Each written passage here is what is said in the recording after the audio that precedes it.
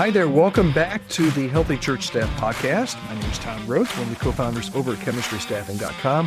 And this is episode 6 of our Silent Alarm series. If you missed last week, go back and listen to the podcast from last week. We are building these 10 episodes to disrupt your assumptions and challenge your hiring strategy and help you rebuild out your staff pipeline from the inside out. And today's truth might sting a little bit. We're talking about staffing, and here's what might sting. Your staffing problem isn't really about hiring. It's about discipleship. Okay, let's unpack that a little bit. If your church has a hard time finding staff, here's a really tough question. Are you raising any? Or are you just hoping that someone from the outside will swoop in with all the right skills and the theology and the character? Because here's the hard reality. Most churches don't have a staff shortage.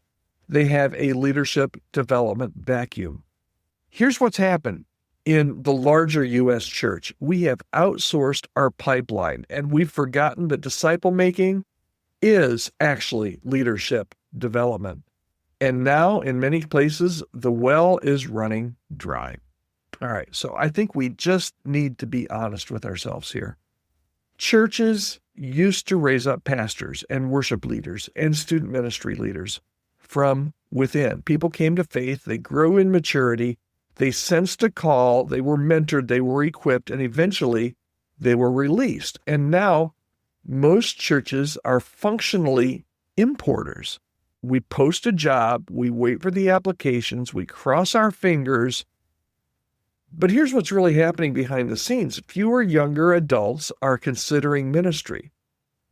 Fewer pastors are mentoring for the next generation. And fewer churches are creating space for future leaders to explore calling. And far too many churches are waiting for the pipeline to just fill itself. How many times do churches just feel like our next worship pastor, our next senior pastor, our next executive pastor has already been trained and have already got experience somewhere else by someone else? We just have to find them and get them to move here and pay them a salary. That's importing candidates. And what I'm saying is that when I was growing up, back in the good old days, 25, 35, 40 years ago, churches instinctively called people to full-time ministry and gave that an option to many people, including myself. I probably wouldn't be in ministry today if it weren't for a couple of people that saw something in me and came up to me and said, Todd, have you ever thought about doing this? I could go into early mentors who just really encouraged me when I was in high school to figure this thing out and see if God was calling me. So it's not just a hiring problem. This really, at its core, in many cases, is a discipleship problem. And here's your truth bomb for today. If your church is not raising up leaders, you're not short on staff, you're short on vision. Okay? That might sound harsh, but there is a real cost to passivity. When churches stop discipling people into leadership, ministry all of a sudden becomes professionalized and staff roles become transactional. We just need to find somebody that we can pay to come and do the job. And future leaders feel invisible because we look up and all of a sudden our leadership pipeline, even our volunteer pipeline, our bench is empty. And the call of God becomes something people have to figure out on their own. And worst of all, churches get older and they get more anxious and are desperate for solutions. And we can't just program our way out of this. We have to disciple our way out. And that means pastors, church staff, all of us, we need to start spotting that potential early. We need to invite people into deeper spiritual responsibility. We need to let people try things and give them ways that they can lead, that they can try, and that they can fail, and that they can grow. And then we have to be able to release people, not hoard them. If the next generation of pastors and worship leaders and disciple makers doesn't rise from within the church, where do we think they're going to come from? Again, Todd, you're just painting a rosy picture of how everything is broken and nothing's going to get it. No, I want this to be very encouraging. So I want to give you some ideas for some things that you can do right now. You can start even today, no matter where you are geographically, no matter what the size of your church is. Pastor, church leader, whether you're a senior pastor or a worship person or a kids ministry director or pastor, here's one thing that I think you can do to start. And this, we all have to start, okay?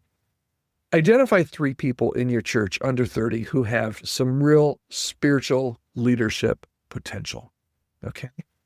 I bet you've got them. I bet. You can probably say, Todd, I know at least 1 or 2 of these people just from what you've just already said.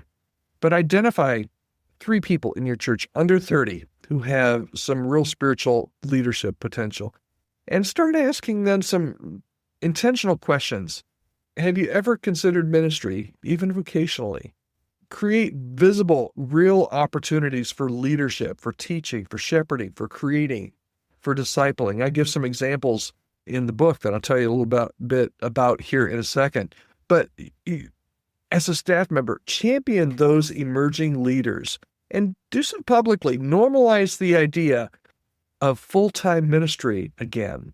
We used to do this a couple of generations ago, where we would actually call people out to full-time ministry.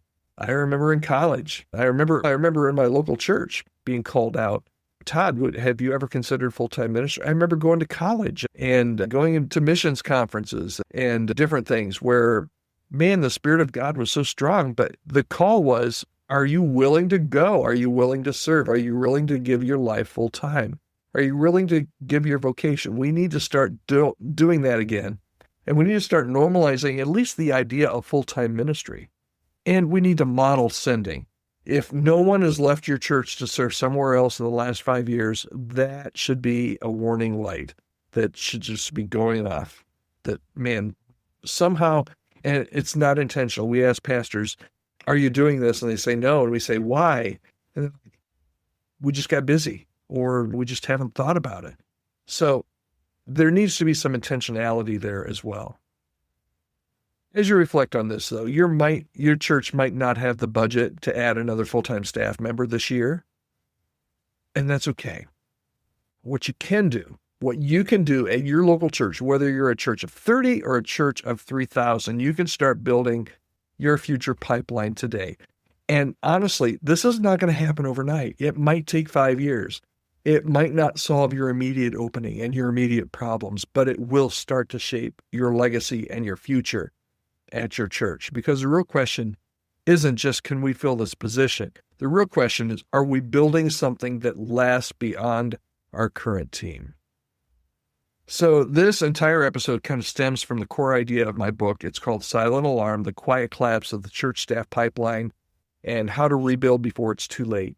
It's me trying to get some stuff out of my head that I have had a front row seat to see, because we're doing like 75 searches across the country right now. So I have exposure to a lot of churches and hiring processes and candidate pools and lack of candidate pools that most people and most organizations and most churches don't get to see. So I've tried to take what God has been showing me and get it out of my head and into a book form. I think it should really be helpful to you if you're in charge, if you're a senior pastor, if you are on a leadership team, or if you are on a search committee or a search team. I think this book would really help you.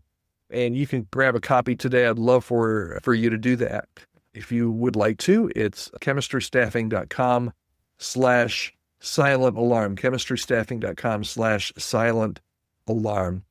If you felt the slow erosion, if you've started to see the discipleship gap in your own team, I really think this book could be really something that help equip you and your team to lead differently. Tomorrow, we're going to shift the spotlight to the other side of the hiring quotation and equation. We're going to talk about candidates.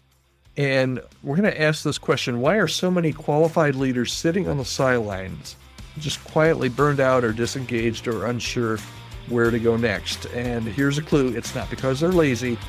There's a deeper reason, and we're going to unpack that tomorrow right here on the Healthy Church Staff Podcast. We will talk to you then. Hope you'll join me.